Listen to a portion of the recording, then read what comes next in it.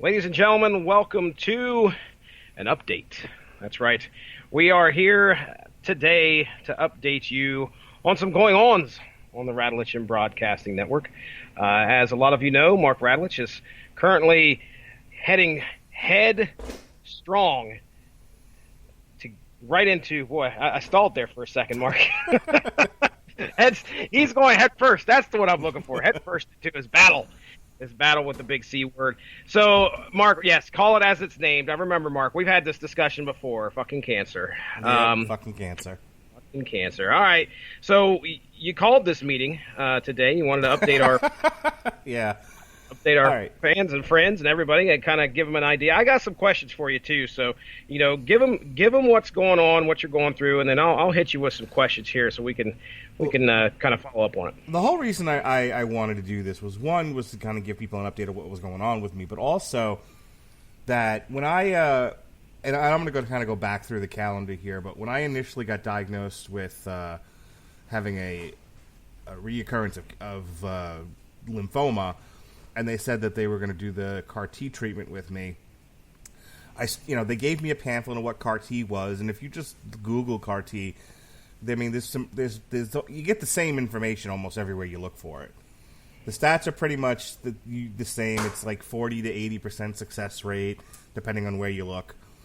It all kind of talks about the same steps, the same processes, but you don't really get a sense of what this is like, how taxing this is on the actual human being, the true human cost, if you will.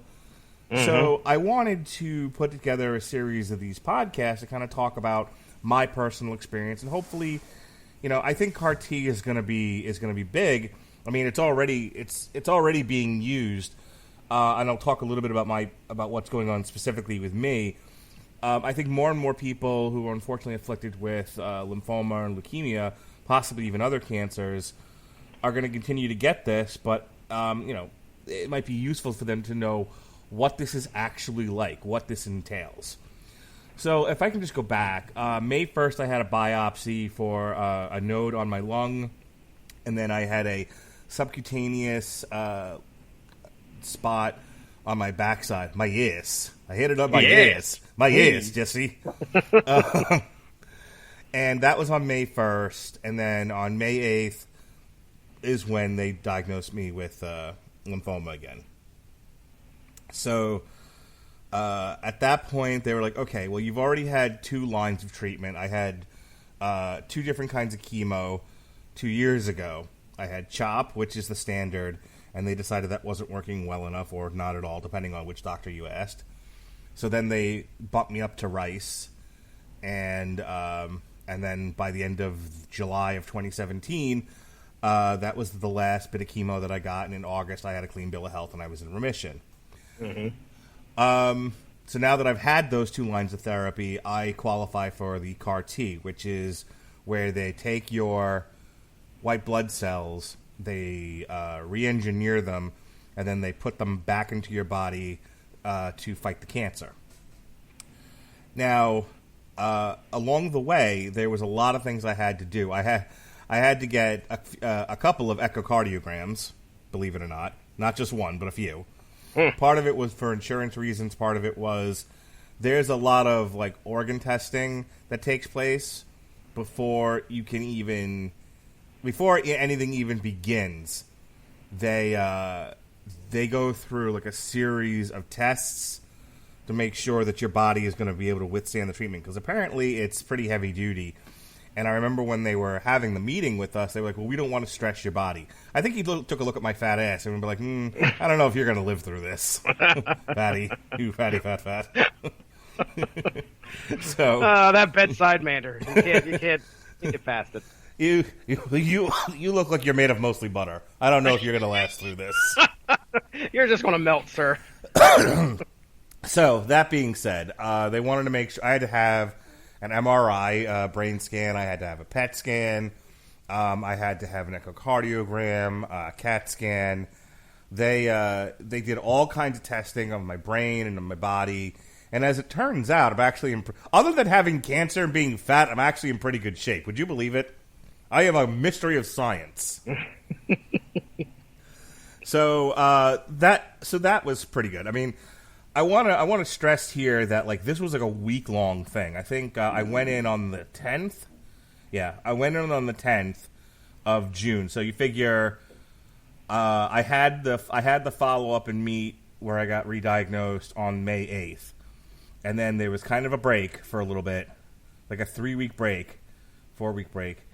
And then on the 10th is where I had a week of appointments where I had to have all of these tests done. Okay? Mm-hmm. So I took an entire week off of work. Now, here's where I'm going to talk a little bit about my personal experience versus like the typical one. Because as I said, typically CAR-T is you go through this week of pre-testing and organ testing and whatnot, and then at the end of that week, they put your central line in. So I have these. I have a port on one side of me, and now I have a central line. And that central line, if you've never seen one before, is I have like a tube sticking out of me, and then like it has like 3 ends that you can take blood from. I'm more machine now than I am man. Turning into a cyborg. And the reason why they need that is they're going to hook me up this machine that they're going to use to put the CAR-T in me is kind of like a dialysis machine. Mm-hmm. So there's like 3 lines going in and out at the same time. Where's this at on your body? Is this on your arm, neck, or? It's on my tits. Oh goodness! It's in my pecs. All right, got it. So one of the surgeries I had to have was they had to drill through my neck, cut into my neck, and then put this thing down and then out. Right above my pectoral muscle. Okay. So I've got that hanging off me now. And then had this been like a normal thing, that on that Friday after I had all that organ testing done, they would have taken my white blood cells out, and then they would have sent them away. Usually it takes about 3 weeks. I think they send them to a lab in California to get re-engineered, and then when they get them back, then I get admitted to the hospital. Well, about midway through the week, okay, now I'm not going to say this happens to everybody. This happened to me. Midway through the week, I got contacted by, first my doctor, and then the clinical trial person. Now, initially, they were trying to get me into the clinical trial anyway, and then they were like, oh, it's going to take till July to get you in, so forget it, we'll just do the standard what they call the commercial product, Yescarta. I said, okay, so that's what we were doing. Mm-hmm. And then about midway through this week of organ testing, the doctor was like, so, have you thought any more about doing the clinical trial? And I said, I did. You told me there was no room. So we were moving on. He was like, well, as it turns out, there's room today. Wow. Like, okay. Now, this, unfortunately, involved having to redo some things, do extra things. At this point, like, we would have been done, and I would have been getting ready, prepared to do the CAR-T. But unfortunately, because I was doing the clinical trial, that's a more involved process. Mm-hmm. So there was more testing that needed to be done. There was a few extra things they wanted. And so I got into the clinical trial. Now, let me talk about that for a second. As I said before, the CAR-T is they take your white blood cells, re-engineer them, and then put them back into you to fight the cancer, right? Okay. The clinical trial is they're testing a healthy donor's white blood cells that have been re-engineered with the CAR-T receptor. Mm-hmm. And they're going to give me those donor cells. So it's kind of like getting an organ blood transfusion or something. Okay, gotcha. Right. So I'm going to get healthy donor white blood cell CAR-T cells instead of my own. And the theory is that this should work even better than standard CAR-T because I'm getting them from a healthy body, not my sickly ass body. Okay, all right. I could see their logic there. Yeah. So, but apparently this involved, like I said, more testing and extra drugs and more labs, a lot more labs. They have taken so much blood. So much blood. I remember you telling me it was like, was it 20 vials? Yeah, it was crazy. That was like for the regular one. Yeah. I got I was on top of that. Damn. And every time I walked in, they were like, "Give us more blood, please." I'm like, "I have none left, sir." Got skin and bones. So, so then all of that gets done, and we're finally gearing up for. My last day of work was like, I think, the last day of June. That was the end. Mm-hmm. And then this whole first week of July, so that was all like the pre-testing. Now I'm in pre-treatment. Okay. Okay. All right. So I got my line put in. I had to have a bone marrow biopsy. Which, funny story about that. First bone marrow biopsy, the guy didn't have enough a big enough needle for my fat ass. Yeah, didn't they try to like send your ass home? Like, oh, sorry, we don't. Or did they? We didn't get it, is what he told me. He was like, "Yeah, I didn't have the right needle for this." Oh, great. And I'm like, "I was this fat before I walked in here. How did you?" Nothing's changed. I didn't put on all this weight since the last time you saw me. How are you not prepared? So I told him, next time get a harpoon or a flagpole or something. 6 needles, different sizes. Be ready. I want the variety pack. Yeah, fucking get a quiver of arrows. I don't know what you need to do, but get it right. So they had to do another bone marrow biopsy on the same day that I got the line in. So yeah, it's fun to have back-to-back surgeries, by the way. Oh, I bet it is. So that got done, and then I started chemo. Okay, so Wednesday, Thursday, and Friday, I have had back-to-back 12 hours of chemo. Ooh, damn. Yeah, I feel like ass. Yeah. And normally, like for a normal person now the reason why they give you the chemo is they want to deplete your white blood cells so that when they give you the CAR T, there's room for them to get in there and grow and multiply and all that, right? Mm-hmm. So they have to reduce the amount of white blood cells you have, and that's what the purpose of the chemo. So this chemo is not necessarily to treat the cancer. Yeah. Okay. But it's still, they say it's low-level chemo. I don't know. Last night, like, by the time the first 2 days, I tolerated it really well. And like I said, I'd have been done by 4 o'clock all 3 days if I was doing the standard chemo treatment. But apparently, and I asked them this, I said, hey, with this clinical trial, do I have to do anything extra? And they said, everything you need to do, you will do when you are already here. You will not have to come back extra. What they didn't tell me was that I would have to stay longer. Yeah, I was going to say. Okay. Yeah, they're going to make you stay there to make sure it's all taken care of in that one shot. Takes a lot. There was extra to do, basically. Yeah. There were extra labs. There was extra drugs that they were giving me. So, so Wednesday, July 3rd, I had to stay from 7 to 7. And then on July 4th, I got out at 4 o'clock because I didn't have to do the extra drugs or the extra labs or the observation time, which is what kept me the next 3 to 4 hours. But I did have to do it on Friday, and by Friday, I was fucking toast, dude. I was a mess. Oh, boy. Yeah, I was shaking, and I was having a hard time breathing. I was in bad shape. Wow. And on top of all this, because like I said, I had the bone marrow biopsy on top of getting the line put in. I caught a cold on top of everything else. I remember we were talking about that on our last show. How you didn't sound too healthy. No. I'm doing the editing today, actually. So you're a coughing machine. Yeah. But you said that didn't, other than obviously you feeling like crap, it doesn't complicate anything when it comes to the procedure that they're doing at this point in time, right? Because it just pretty much cleaned all that shit out. I think had I been, they ended up doing a swab of my nose to see if I had any viruses, and nothing that would have prevented me from getting the chemo. Now that I've had the chemo, there's really nothing at this point that's going to stop me from getting the CAR T. Got it. The funny story about that today, and I'm going to tell you this story, and my wife is going to resist the urge to punch me in the nose. Oh boy.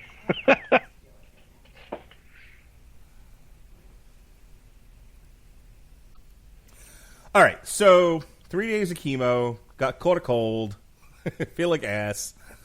I had a rough time last night. Like we got home from from Moffitt, and I like passed out at 7:00. But unfortunately, like I can't just sleep. Like I slept for 3 hours, and then I was up and down all the rest of the night. So the story I was going to tell you before. So we get there, and they have to do vitals every time I walk in the room. They have to get my temperature, they have to get my blood pressure, and they have to get my pulse. Mm-hmm. And initially, like I said, I have a cold, and initially I was running a fever of like 100 degrees. Ugh.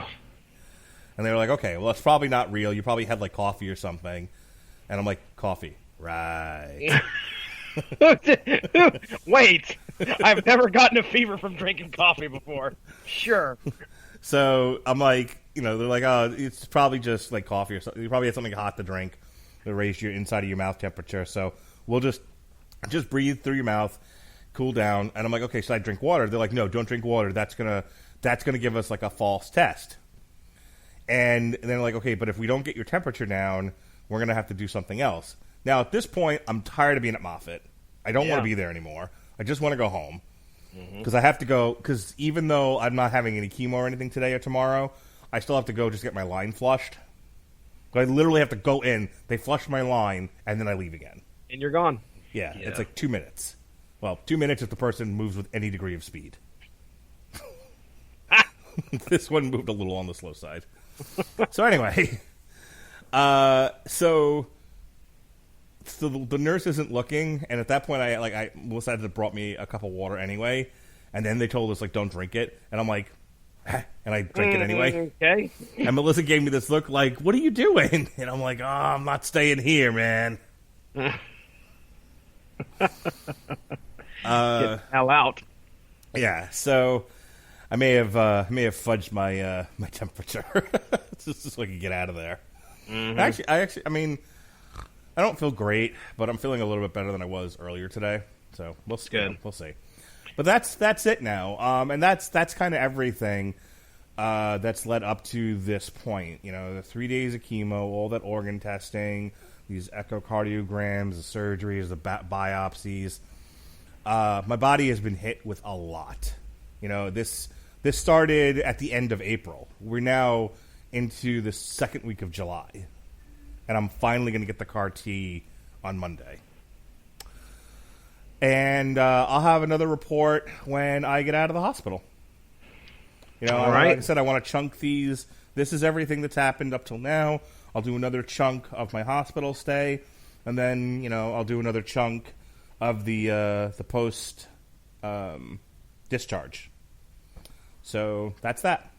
Okay, well, let me ask you a couple quick questions, okay. and then I'll turn you loose. Sure. Okay, so I know, obviously, you just went through all the medical procedures that you're going through. Not on the, I know this is taking its toll on you in regards to, like, where you're living, too. Like, you had to get up and move. You're currently residing at, you said your... Yes. We, as of July 1st, moved in with my in-laws because I have to be within 30 minutes of the cancer center. Okay. So how's that going? Which is worse? We spent most we spent most of it at Moffitt, so it's been okay. Honestly, it's been helpful because we've got the kids, and so my parents took the kids for the 3rd and the 4th. On the days that weren't the 3rd and the 4th, my in-laws had the kids, and so I would say in that sense it's been helpful. Yeah. It's great that they're there to support you for that, man. I'm really glad that you got somebody you can, lean on to be close, definitely to the hospital and to help with the kids, because I'm sure that's a struggle. Yeah, they were saying if you can't find a place to live, you can get, there's apartments and hotels that are close by that have a relationship with Moffitt that we could have stayed at, and I'm like, I don't want to do that. Not to mention then who's watching the kids when we're gone for 12 hours. Yeah, yeah. So, what do you feel the biggest challenge is so far? I think and it's the whole reason I wanted to talk about this, is just how disruptive it is. This isn't like when I got the chemo the first time, especially when it was just the one dose every 3 weeks, it was you go in for like 8 hours, get your chemo, and then that's it. You go back to your life again. I worked through that. And even when they upped the chemo to 3 days and then go back a fourth day to get your bag changed, the treatment itself was harder on my body, and I felt like ass most of the time. But it's still, I still worked through it. I was still able to, I didn't have to leave home. Yeah. It was just one weekend a month. I think I only had 2 of those treatments. This, I had to take a week off of work. I had to take days off here and there for other extra appointments. I'm out of work for the entire month of July, possibly the entire month of August. So I think that's the hardest part. It's like we have this possibility of curing your cancer, but you have to, at least in the interim, for a brief period of time, and I have to be honest with myself, it is a brief. This isn't going to last forever. You just have to give up a lot, Mm-hmm. And they are very much of the mindset of like, yeah, this is the most important thing in your life right now. And sometimes, I kept making the half joke that this is all well and good, but if I'm not going to see Spider-Man, then I don't want it. I heard it's a good movie. I was like, we're going to need to base this around Spider-Man. Thanks.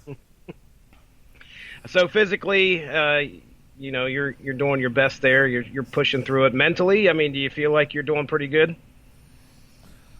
I have my moments. I'm sure you would. Some days are better than others. I've already told you, like, I don't love that that this is happening and that people around me are affected by it, but it is what it is. How's the rest of the family doing? I'm sure my wife would be doing better if we also weren't dealing with a leak in our kitchen. But other than that, yeah, the kids are holding up pretty well. We actually came home today for a little while. We're actually back in our house because we were having a couch delivered, as a matter of fact. But it gave the kids a chance to go play with their friends. And so I think, we're finding opportunities to keep the kids' lives as normal as possible. And, and I'm sure as Melissa, wants to be in her own house, she's still with her parents and she's pretty close with them. And so, they're there as a support for her. Great. Well, we'll be revisiting those questions, as we do another podcast, when we get to sit down and do an update.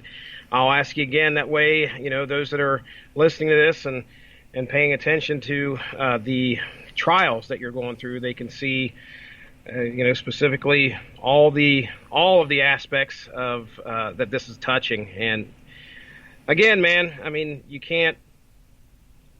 I can't be there for you. Our friends on the network can't be there for you physically, but we're right there behind you spiritually. We love you, man, and we want you to. This is a big thing you're going to have to go through here in the next week. So, just keep us updated, and all our listeners, I'm sure, will love to hear from you. And of course, we'll see you on Facebook and stuff like that. Yep. But I just hope it works. After, that's right, buddy. After all of this, it just needs to work. Exactly. All the positivity in the world be shooting down your way, right down there to Florida. So, all right, Mark. Anything else you'd like to say before we sign out of here? Nope. I hope that those who've listened to it, appreciated my story here, and we'll send you some more information as it comes, as I experience it. All right, very good. All right, well, for Mark Radulich, I'm Jesse Starcher. Mark, sign us out like you normally do. All right, be well, be safe, and behave.